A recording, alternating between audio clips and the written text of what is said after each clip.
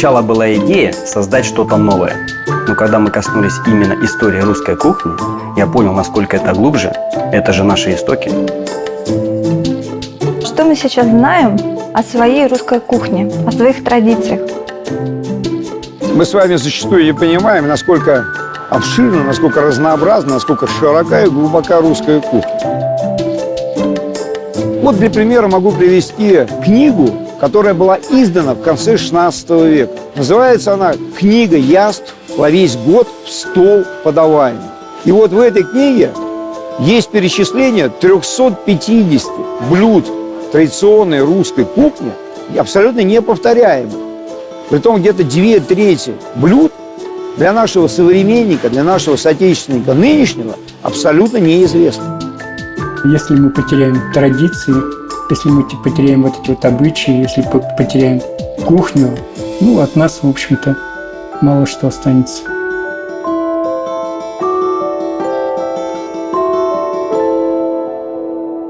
Добрянка в себе заключает две уникальные вещи.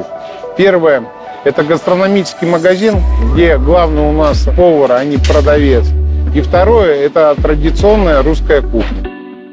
Более 1000 лет формировалась русская кухня и передалась от поколения к поколению. Я хочу, чтобы и наши дети знали ее и гордились ею. Наша задача в том состоит, чтобы большую часть этих позабытых блюд сейчас вспомнить, воспроизвести и дать возможность нашим современникам попробовать, для того, чтобы они поняли весь масштаб такого явления, как традиционная русская кухня. Мы решили, что если что-то делать, то делать это по-настоящему, по-честному. Искать настоящих знатоков русской кухни.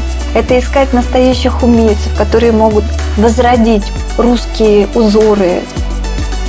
Когда я услышал то, что нужно сделать, у меня просто в душе был такой отклик, появилась картинка. Я сделаю.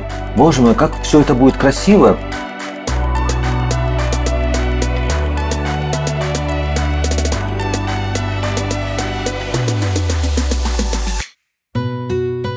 Русскую кухню невозможно представить себе без русской печи.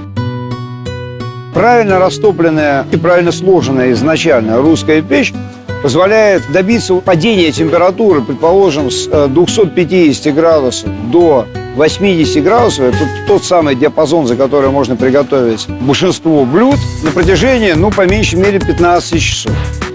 Вот это томление, оно позволяло не просто не испортить, а улучшить вкус блюда.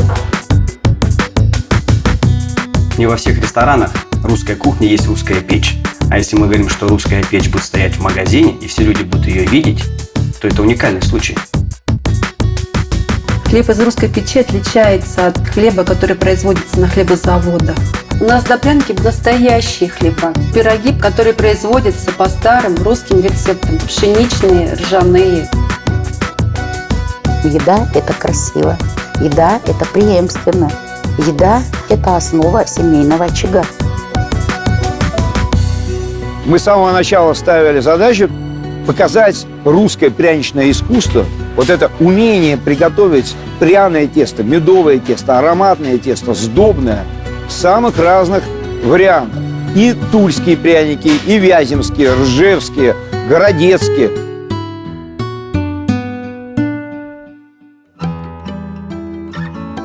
Мы, когда формировали наше меню, мы занимались не только историей этих блюд, а нам было очень важно разродить эти старые рецепты для наших покупателей, чтобы они попробовали свою национальную кухню. Русская кухня, она поистине здоровая кухня. Там используются только настоящие натуральные продукты. Там используется самая правильная обработка.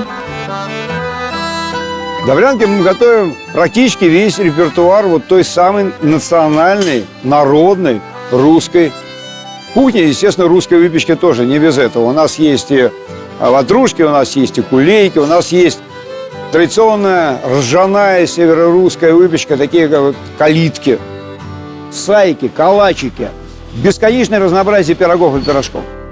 Я люблю готовить рыбные блюда, запеченные, целиком, порционные.